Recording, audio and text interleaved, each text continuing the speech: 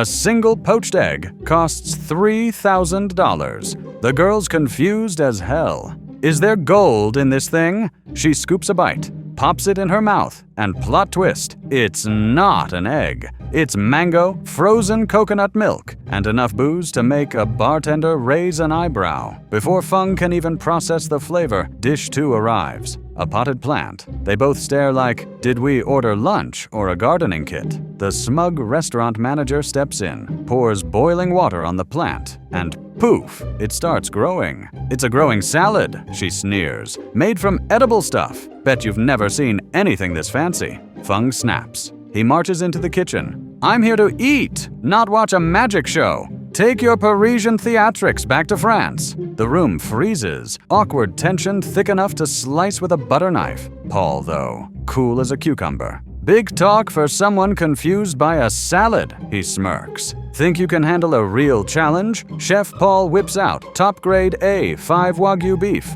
the Rolls-Royce of steak. This is Japanese A5 Wagyu, he mocks. Got a clue how to cook it, rookie? Feng glances at the meat storage temp and gets that aha look. Time to get basic. He dices scallions at light speed, fries them in oil while eyeing the pan like it's a ticking bomb, tosses the beef onto the iron plate, stir-fries over high heat for 30 minutes, adds a dash of cumin. Done. Stir-fried beef with scallions, your grandma's comfort food, but gourmet-level fragrant. Paul's unimpressed. Cute, he scoffs, pulling out a blowtorch. He torches the steak until it's 80% charred glory, slices it into 3 perfect pieces, plates it over fancy greens, and covers it with a lid like he's hiding a secret. Drama queen. Paul's secret weapon? Applewood smoke. He lights it like he's summoning a foodie ghost. Low smokes the steak for 30 minutes. Tender meat, fruity aroma. My original technique, he brags. Feng takes a whiff and nearly loses his mind. This shouldn't legally exist. But Paul's on a rant.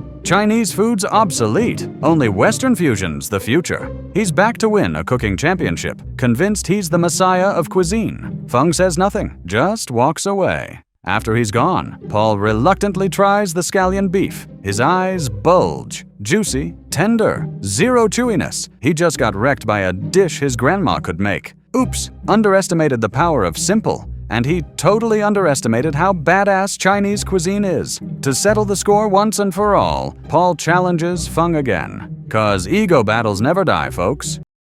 Yo, this is the sickest knife skills on the planet. Paul starts by slicing a smooth circle around a salmon, and boom, bones just fall away like they're allergic to the meat. Then he runs his fingers over the flesh, locates every single bone like he's got X-ray vision, grabs a pair of tweezers, snap, snap, snap, pulls out every bone faster than you can say, fish tacos. Okay, gotta admit, dude's got skills. Now Feng's up. He lets the knife hover over the fish, like he's reading its mind, then slash, slash, slash, cubes the salmon in, like 2 seconds flat, digs the blade into the tail, splits meat from skin in one clean motion. No struggle, no mess, gives the knife a little shake, and boom, perfectly uniform cubes, each one a tiny fishy masterpiece. This ain't knife work.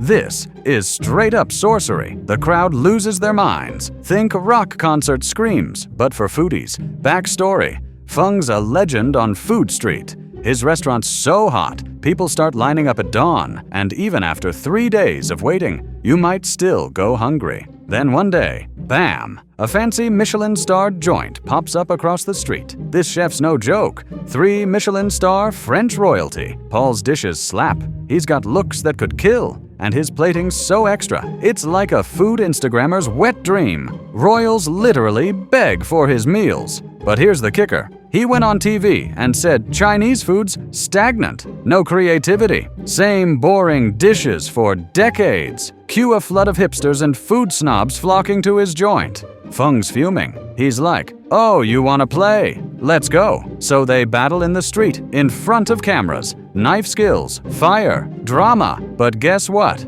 They're too good. Dead, even. Next day, they almost throw down over a fish.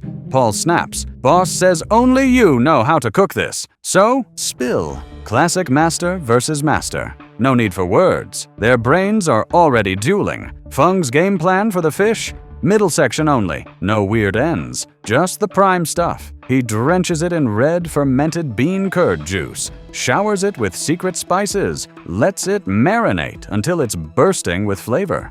Then wraps the whole thing in fresh scallions like he's tucking a fish into a cozy blanket and blasts it over an open flame. The result? Crispy skin that cracks like potato chips, tender meat that melts like butter. Meat grilled giant grouper with scallions, where simple equals holy shit, take my money.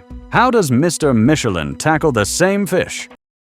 Blood orange, cilantro, carrots, chives. He's building a salad under that fish. Marinates it in fancy sauces, wraps it in parchment paper, because heaven forbid he let the fish breathe. Splashes in white wine like he's making fish spa water, then bakes it for 30 minutes. Preserves the freshness, he claims. Sure, Paul, it's a fish in a paper bag. Totally fancy. Boss cuts the fish in half to avoid a knife fight, but the real battle's just starting. National cooking competition incoming. Q Feng pulling out a giant white duck, and then he rips both legs off with his bare hands. No knife, no mercy. Snap, snap. Legs are gone. Slathers the duck in secret sauce like he's painting a masterpiece. Stabs a knife into its belly, twists and pulls. Meat falls away from the bones like they're getting a divorce. No bones, just badassery. He stuffs the duck with goodies, pours in secret broth to plump it up, wraps it in a century-old lotus leaf.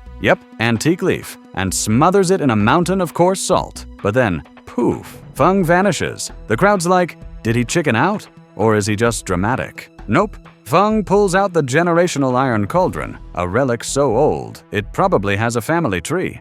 Dumps in 80 pounds of fine salt, grabs a shovel, and stirs over roaring fire like he's summoning a Fuji volcano. Then he buries the prepped duck in the sizzling salt, tucking it in like a potato in a campfire. Slow-cooked magic happens. Meet the Kyankun beggar duck, a name fancier than your ex's new partner. He faces the crowd, cracks open the salt crust with a swoop. So cool it's practically a mic drop, and the audience loses their minds. Claps, whoops. Maybe a standing ovation for a duck.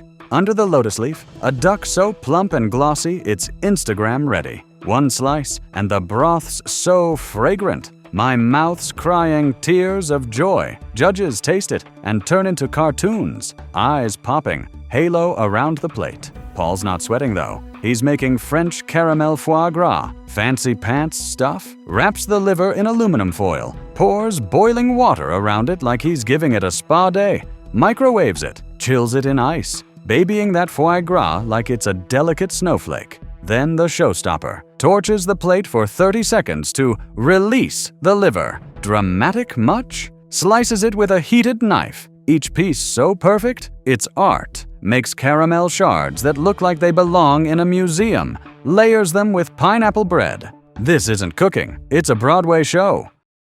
Paul torches the caramel shards into a sticky, then drapes it over the foie gras like a fancy little blanket. Paul tops it off with raspberry mousse, because why not add a cherry on top of fancy? Judges taste it and lose their minds. This is worth the price of admission. Both chefs are killing it, but the judges tie them at 37 to 37. How to decide? Feng's plating's not fancy enough, they shrug. Paul wins, heads to the world competition, but plot twist incoming. Turns out the boss bribed the judges, and Paul's girlfriend's been scheming with them all along. She's replacing him in the tournament. Oh, and surprise, Paul lost his sense of taste years ago. Every masterpiece came from a tattered recipe notebook. So yeah, anyone could have cooked his dishes. Ouch, betrayal and fraud. Cue Paul face-planting in a dive bar, drowning his sorrows in cheap whiskey. Feng walks by because life loves irony, and they bond over their shared trauma.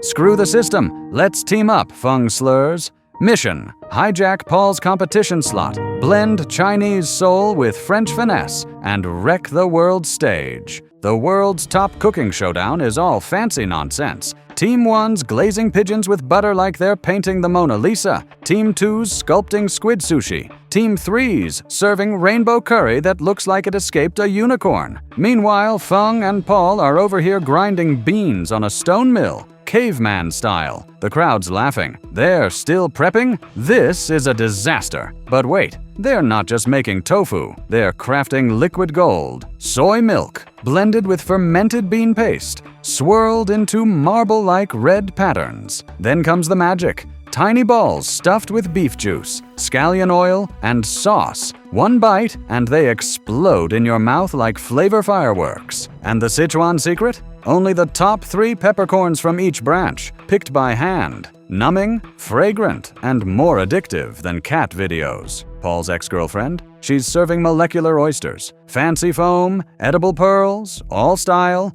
no soul. The judges take one bite of Feng's mapo tofu and lose their minds. Crisp, creamy, with a numbing kick that'll haunt your dreams. Plating? Somehow it's both rustic and artful. Like a peasant's masterpiece crashed a fancy gala. Boom, they win. No bribes, no tricks, just pure flavor. Final scene, bros for life, swapping recipes. Paul's taste buds slowly returning thanks to Feng's soups. Their tiny joint becomes the hottest spot in town. Proof that good food and better teamwork beats all the fancy plating in the world. From the $3,000 gold egg scam to the World Championship Mapo Tofu takeover, here's the tea. 1. Never sleep on home cooking. It'll slap harder than a fancy Michelin dish with too many foam garnishes. 2. Backstabbers get roasted, but bone-breaking bros who rip duck legs off with their bare hands, they always win. 3.